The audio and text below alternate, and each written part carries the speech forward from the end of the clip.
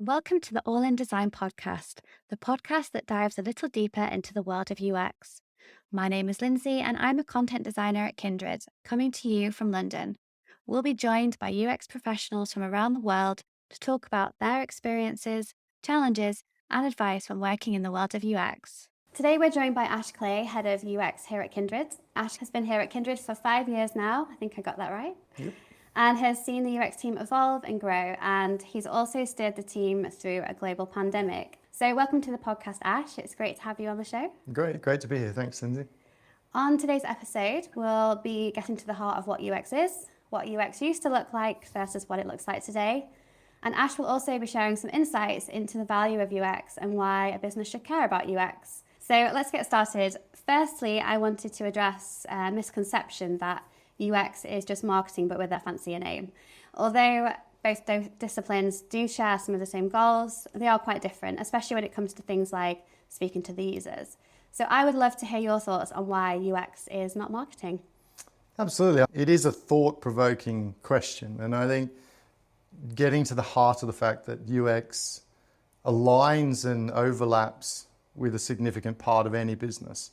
Marketing and UX have, I guess, depending on who you talk to, have a very interesting relationship and history. I've worked in UX teams before that have been part of marketing. And I think the reality is that there are a lot of overlaps and there are a lot of differences between, I guess, what we look at and how we look at it from a UX point of view versus how a marketeer might look at it. And whilst I think there's obviously the intent to look at the customer side of things and really understand how to resonate with customers, how to talk to customers. I think, and I'm careful to choose my words because I think a lot of the time we get pitted against one another, and I think that's on both sides quite unfair because I think they're both trying to do a very important role. I think from a UX perspective, we're trying to truly understand the customer and the customer pain points and what we really need to understand in order to deliver an experience for the customer, trying to truly get to the underlying nature of that customer. I think with marketing, because there's not such a ability to look at an individual level, that's obviously very difficult to get to the same level of detail, and I don't think that's necessarily the intent. So I think it's just looking at that same area, that same focus with a slightly different lens. And I think obviously, from my perspective, UX covers everything from the most mundane customer interaction to the most valuable and the most enjoyable. I think marketing they probably look at things far more focused and I guess deeply in some areas, but they probably don't cover the breadth. That's probably one difference. I think they both have an absolute part to play. We'll probably continue to have a sort of love-hate relationship, but I think that's probably not a bad thing. It's trying to ultimately do best for what we think is important to both customers and business as a whole. I want to go back to the point you mentioned about previously working on a UX team that sat within marketing, because here at Kindred, we have a dedicated UX team. So can you tell us, what does having a dedicated UX team bring to the business rather than having one or two UX professionals sitting within marketing, for example? Yeah, absolutely. I think it talks to the history of UX, and I'm not going to go back into a massive history lesson, but go back probably not even 10 years ago, there were very few companies that had dedicated UX teams, certainly not of any great size. There were more established agencies for that sort of work that worked with business, not within business. That then led to more of those situations where you have one or two people from UX embedded within the organization. I think the fact that we now have a fairly sizable team, and I guess my experience, most of the companies I've worked for have equally had a team of at least double digits. They're there because of the inherent value that they bring. Now, there's a maturity curve to that. So where the business maturity is in understanding the importance of looking at that deep level of customer understanding and thus creating an established UX team really talks to the sort of maturity of how a business looks at customers. And I think our ability to bring that sort of customer view of things to the forefront, but talk to it in a way that really speaks to the business. And I'm a firm believer in the win-win mentality, that what's good for the customer is good for business. And I think that having a dedicated UX team really gives you that ability to work on that communication, work on that relationship with the business. Because I think if you ask people early in the maturity life cycle of a UX team, UX is known more for what we produce, less so the value that we bring. So it's still a bit of an in-joke. It was definitely an in-joke when I first joined Kindred. What is UX known for? Wireframes. And that's the result of we're here to paint the picture of what solutions look like. But I think with an established UX team, you have such broader opportunity to look at the customer in a much deeper level, which in my experience, and I think we've seen lots of really positive advances in the last X number of years with the rise of big tech and their fundamental focus on the customer, getting to the point where most of the sort of top profitable companies in the world now are driven from that customer-centric viewpoint. It really, having that established team gives you that opportunity, because it's not something that comes overnight. You have to work at it, it has to evolve, and you can't really do that unless you have a dedicated team. So it is a little bit chicken and egg, that you need that long-term establishment to really build that value. Yeah, and I guess it's all about just reminding ourselves as a team that we are not the user. So having people like user researchers on the team is essential, because they give you that window into how the user thinks and feels about the product. With that in mind, why is the voice of the customer so important within the business? One thing that UX, and maybe it's not fair to pin this on UX, but one thing we're quite bad at is taking terminology and running a marathon with it. And I think the voice of the customer has become synonymous with measuring things. And actually, for me, it's much more detailed than that, much deeper than that. It's really giving the customer a voice, not as individuals, because obviously the scale we operate, where we've got millions of customers, you can't, as much as you might like to, go and speak to every single one of those customers. But it's giving them a place, a seat at the table, if you will, in terms of how we look at prioritization of features, experiences, how we, I guess, look at that balance of compromise. And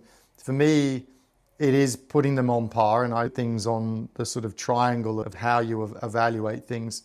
You've got, in this digital world, you've got technical capability and feasibility, and the two are very much interrelated.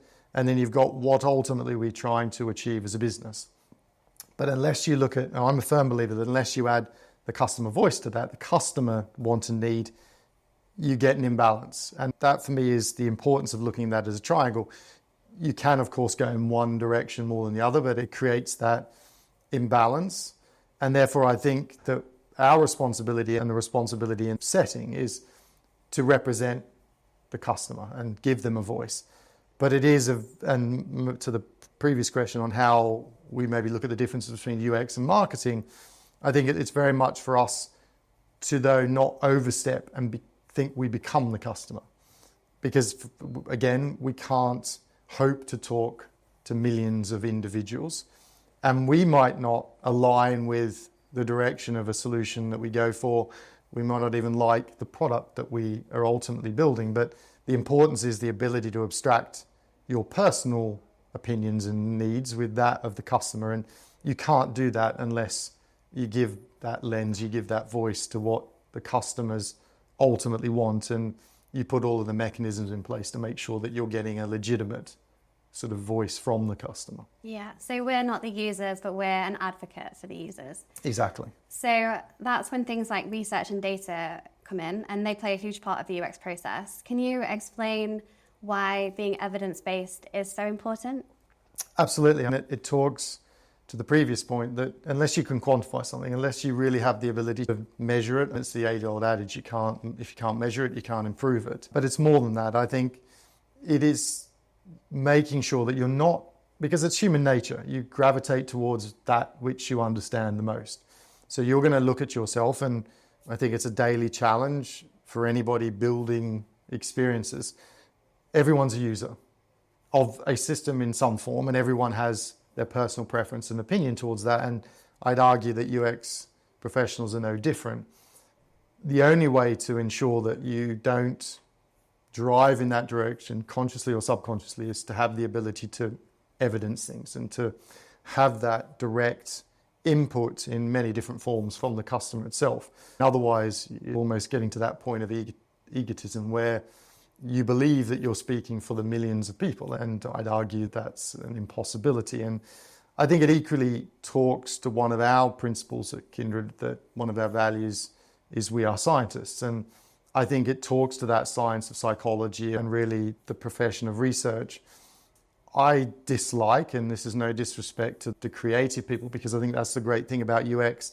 There's so many different viewpoints, so many different backgrounds and skills, that UX gets labeled as art and creativity. And I would argue there's creativity in everything in life, but it limits that view that by having that value of we are scientists, it touches on the huge psychological undertones to UX, the research methodology, all of those sorts of things. And it becomes more than a creative thing. And going way back when, I oddly lived with a bunch of psych students at university, and they had great fun testing their psych tests on me. And I can attest they weren't necessarily the most arty people. And I think that doesn't mean that it's not fundamentally important to UX. And I think that sort of evidence and the ability to move beyond the opinion, to provide some tangible way of looking at the customer, is one of the fundamental pillars of UX as a profession. Yeah, and I think it's worth pointing out that we don't just look at data at the beginning of the process. It's something that we're constantly looking at throughout the product lifecycle, such as things like how our product's performing, what's working and not so great, what's working really well, those kind of things. So with that in mind, that UX is a measurable thing, it is tangible. Can you elaborate a bit on that?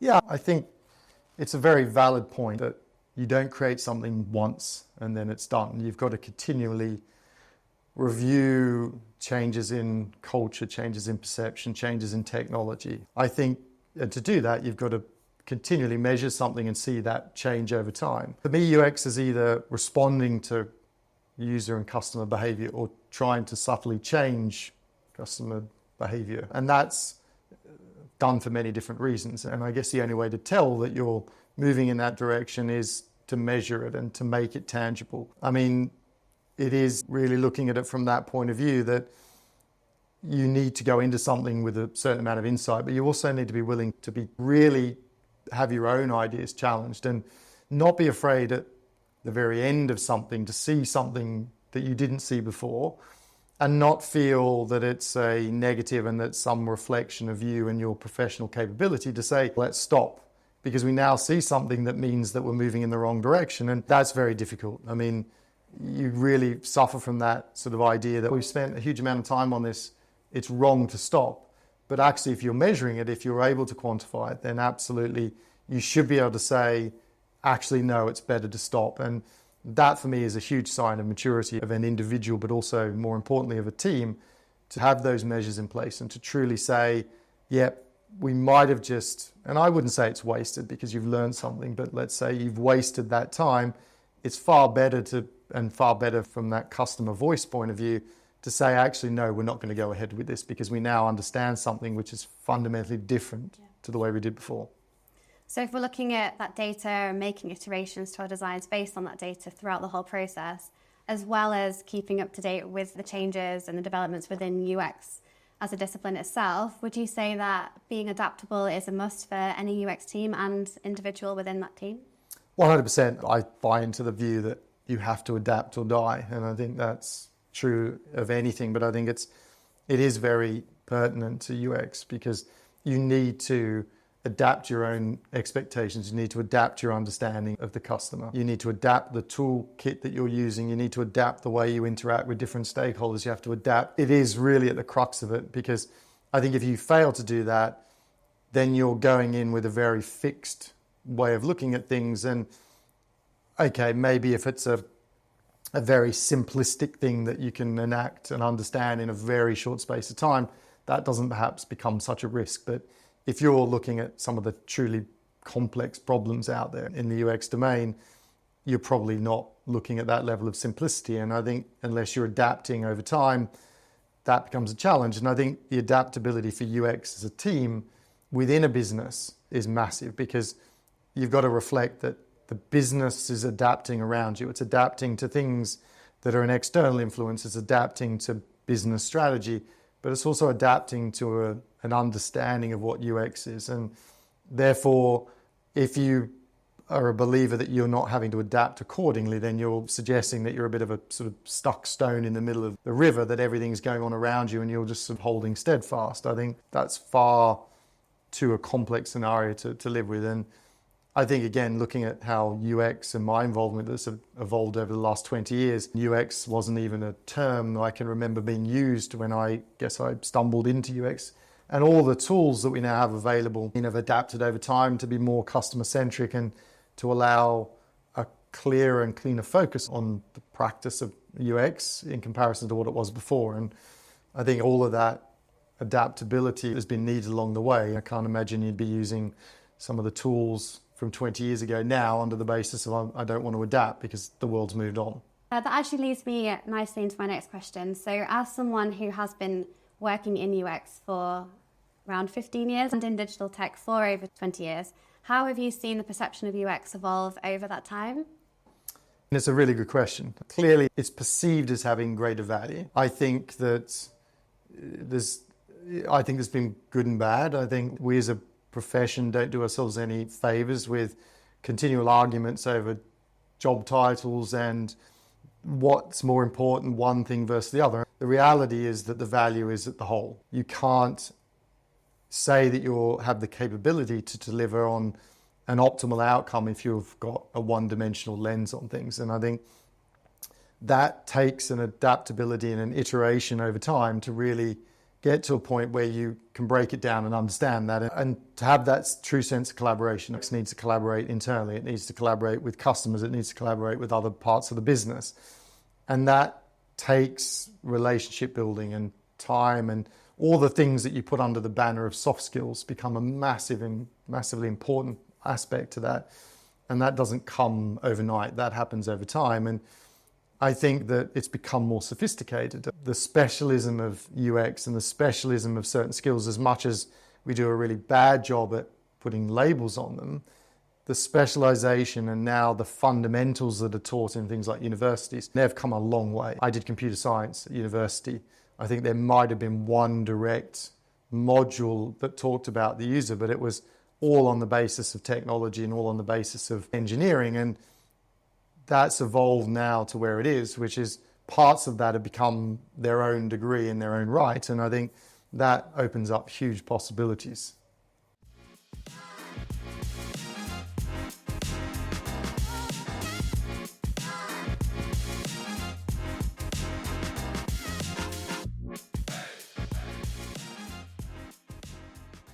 Let's bring it back to us here at Kindred. So since you joined 5 years ago, what has the UX journey looked like within Kindred itself?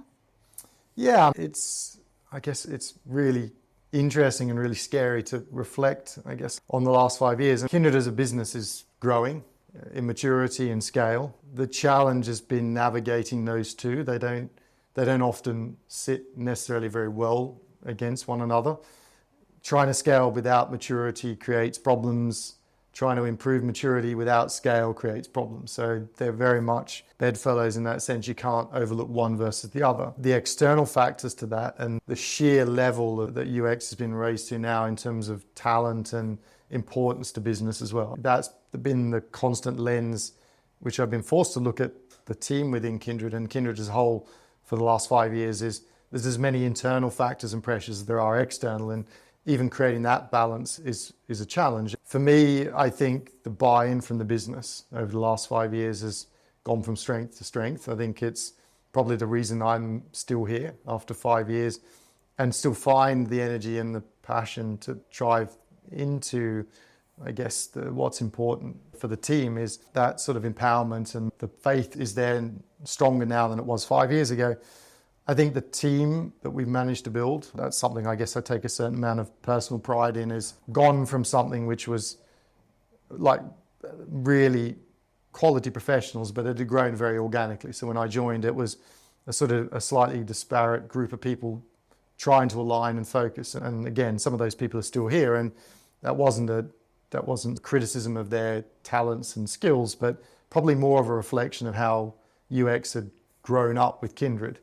So I think how things have changed over time is to really go through that maturity cycle of, okay, let's get everybody on the same page. let's at least have everybody together and tackle the challenges together, to now saying, okay, the scale is so broad, we can't hope to have a handful of people understand everything, and that requires a lot of trust, that you put the trust in people to know what to do and know how to build relationships with the wider business. That opens up huge possibilities, and I think is a real sign of maturity when you don't have to centralize things so much. You can have the team work more closely on an ongoing sort of basis, build those relationships with the wider business. It does require adaptability, that word again, where more people have to perhaps understand the business side of things. I would say, to get to this point, the business has had to, whether it was conscious or not, understand a lot more about UX.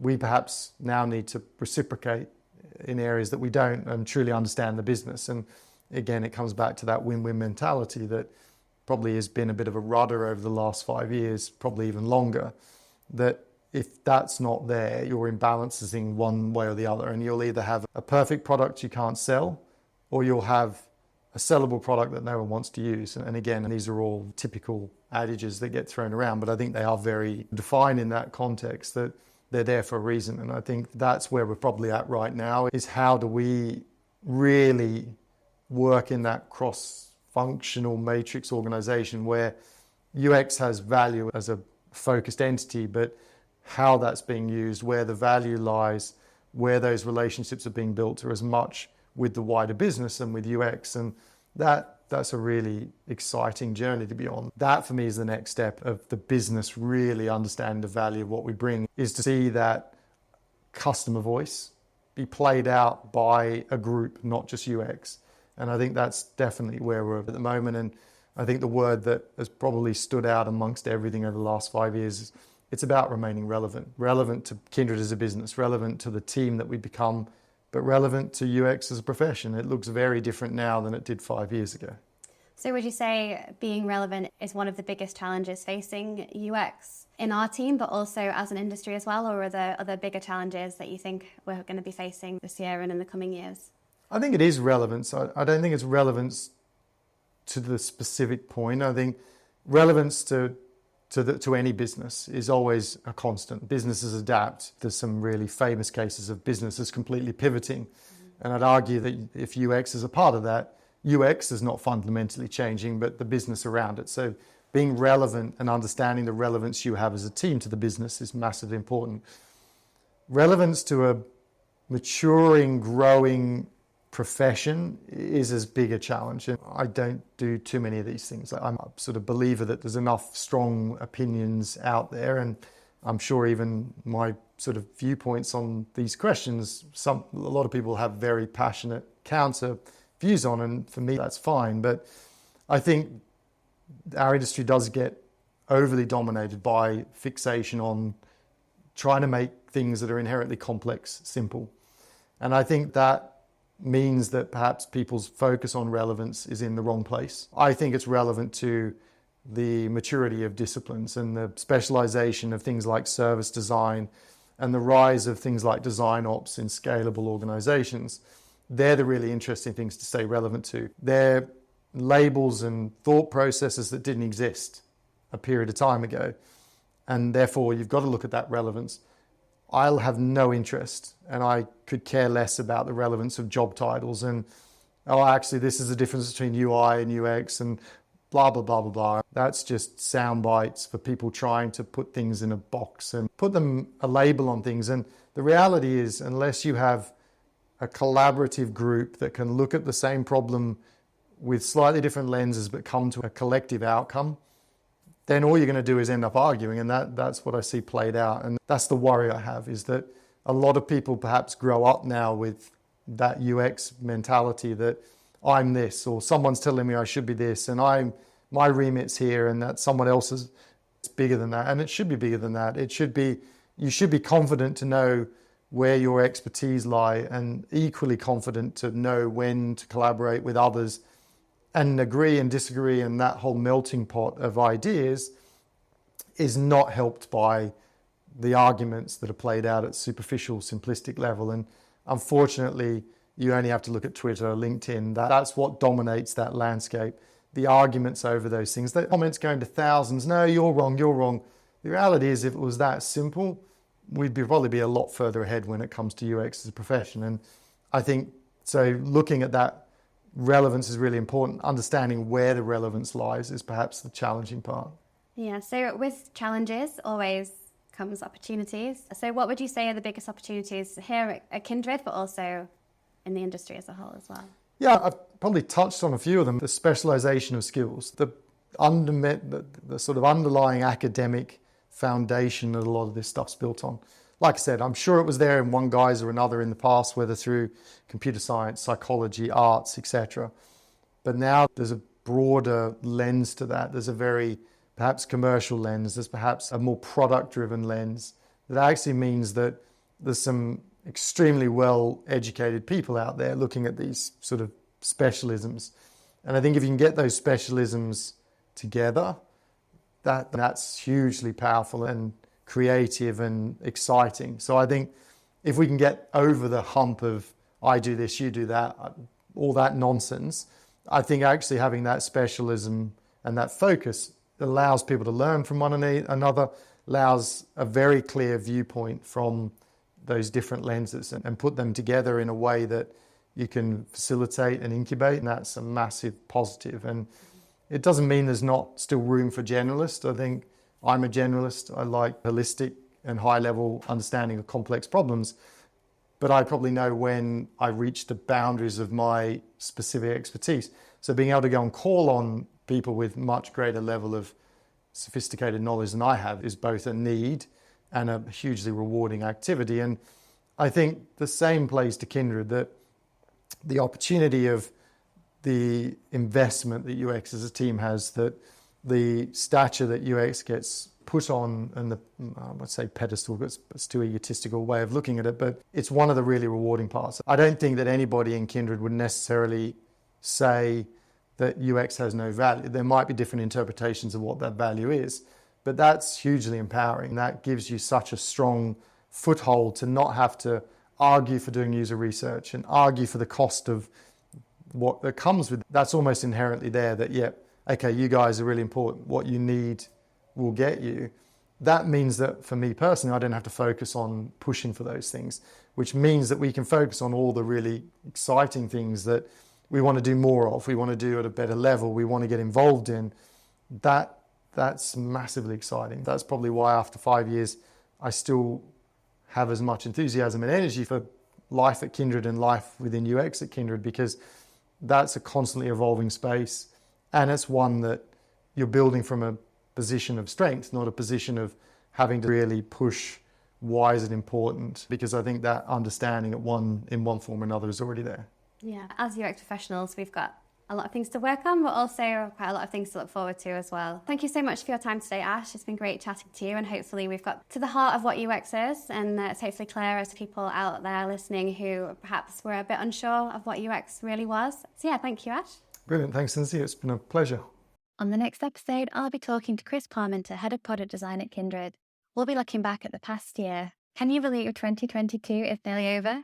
Well, Chris will share how we've almost doubled in size as a team and some of the strategic changes we've navigated.